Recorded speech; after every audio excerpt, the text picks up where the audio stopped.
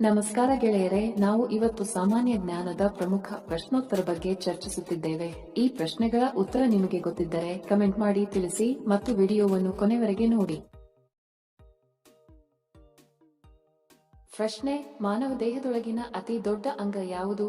Option A ಯಕೃತ್, B ಚರ್ಮ, C ಮೆದುಳು, D ಹೃದಯ.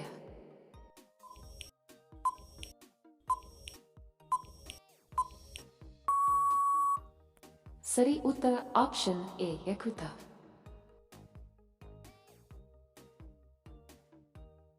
ಪ್ರಶ್ನೆ: ಉಸಿರಾಟದ ಸಮಯದಲ್ಲಿ ಮಾನವರು ಯಾವ ಅನಿಲವನ್ನು ಉಸಿರಾಡುತ್ತಾರೆ?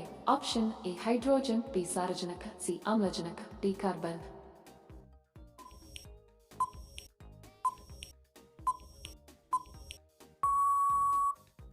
ಸರಿ ಉತ್ತರ ಆಪ್ಷನ್ ಸಿ ಆಮ್ಲಜನಕ.